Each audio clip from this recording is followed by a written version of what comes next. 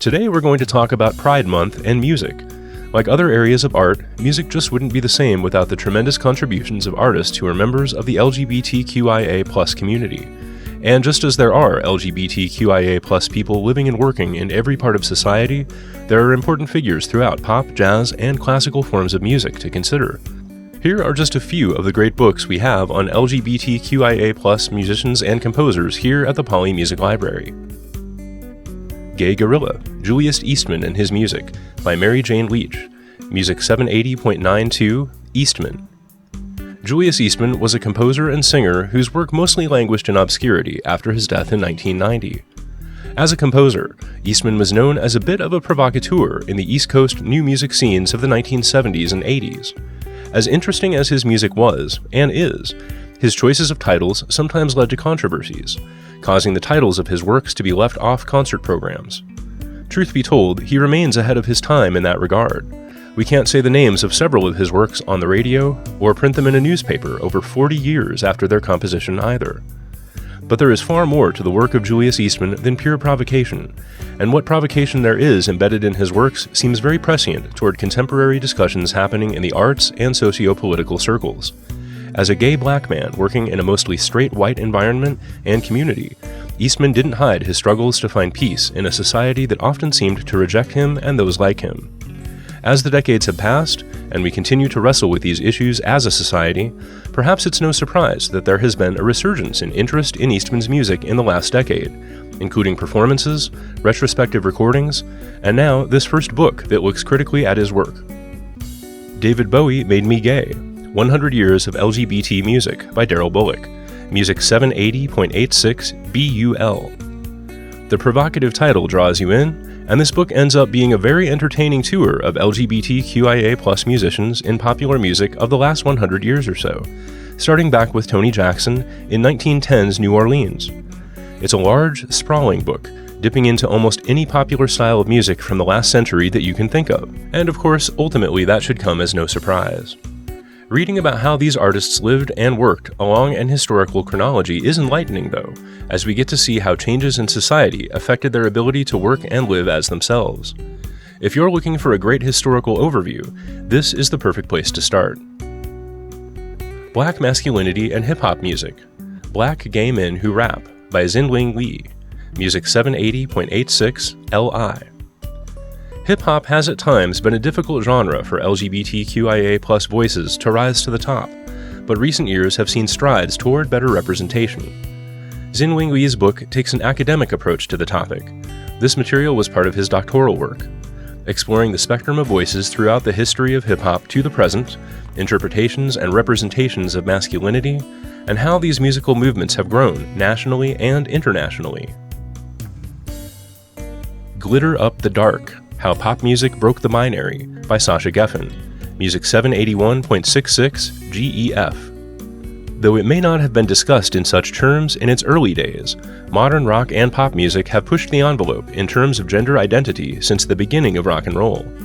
Glitter Up the Dark is a new pop music history book of sorts that looks at many genres of popular music in terms of gender transgression, from glam rock to punk to disco to techno to hip-hop. Creative Life, Music, Politics, People, and Machines by Bob Ostertag, Music 780.92 Ostertag. Composer and journalist Bob Ostertag has lived a creative life indeed, from his early days as part of the New York City downtown scene of genre-defying musician-composers, to living and working as a journalist in El Salvador for much of the 1980s. While the book essentially functions as a memoir, Ostertag's creative working methods across a variety of media are explored throughout the book, and his philosophy toward music, and politics, people, and machines, as the title of the book suggests, resonates on every page. As he lays out in his introduction, Ostertag's music often contains political elements, but they're not necessarily being used to elicit a political response. They're just part of the world he has lived in, and he considers these socio-political aspects as fundamental to his work as melody and rhythm. Not only is this an incredible life story, but the way he's incorporated all of his experiences into his work is remarkable and inspiring. The Velvet Mafia, The Gay Men Who Ran the Swinging 60s by Daryl Bullock, Music 781.66 BUL. This is a new book that looks at the early history of British rock and roll music from a unique perspective, following the work of many of the impresarios and solicitors, we often call those roles managers and lawyers on this side of the pond, who worked behind the scenes creating the structures that allowed rock music to become an international movement. What isn't as well known is that a large number of these important figures were gay men. During that era in Great Britain, homosexuality was illegal, and many of these producers and entertainment managers would have risked losing their careers if their personal lives were made public. Despite these challenges, folks like Beatles manager Brian Epstein, songwriter, producer, and engineer-inventor Joe Meek, The Who manager Kit Lambert, attorney David Jacobs, and many more went on to make music history. This is their story, both in terms of the music business and the social changes they quietly helped to move forward.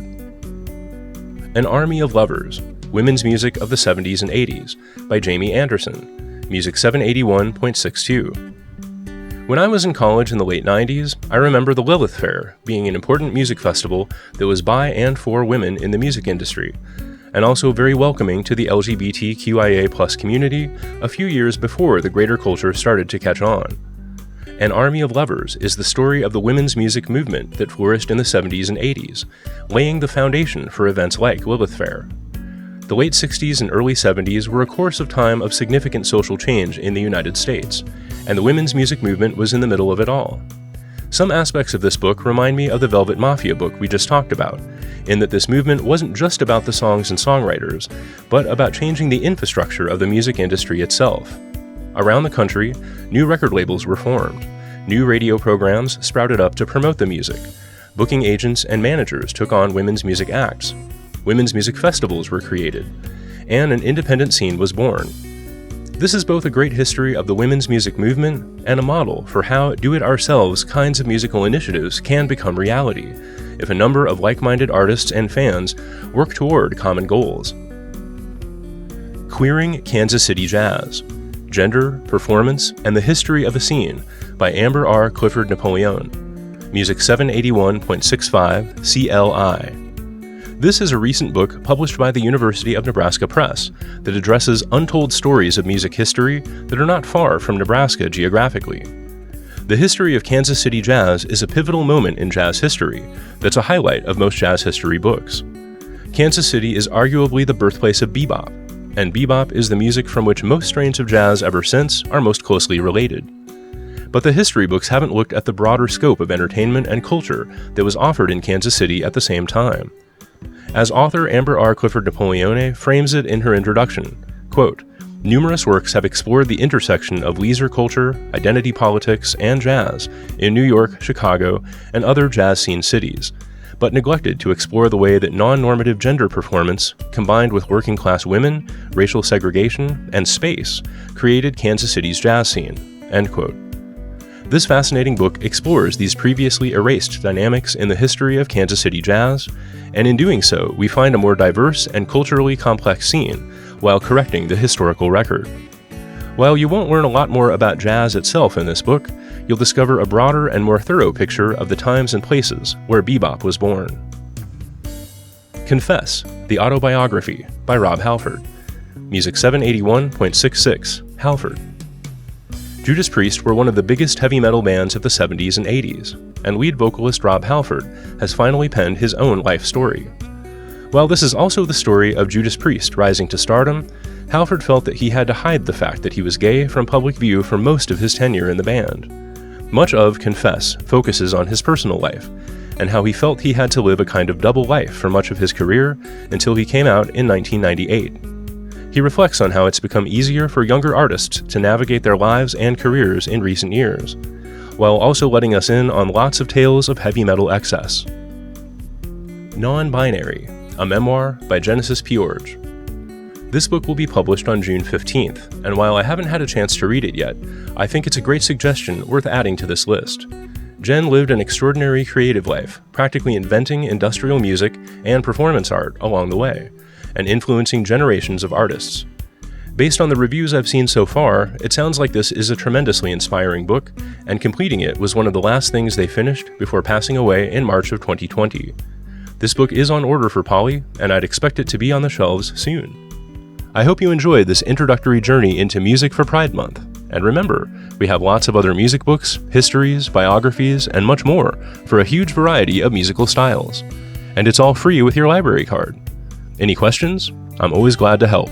You can reach me at Polley, Polley, at lincolnlibraries.org, or call the Polley Music Library at 402-441-8520. Thanks for watching, and I hope to see you at the library soon.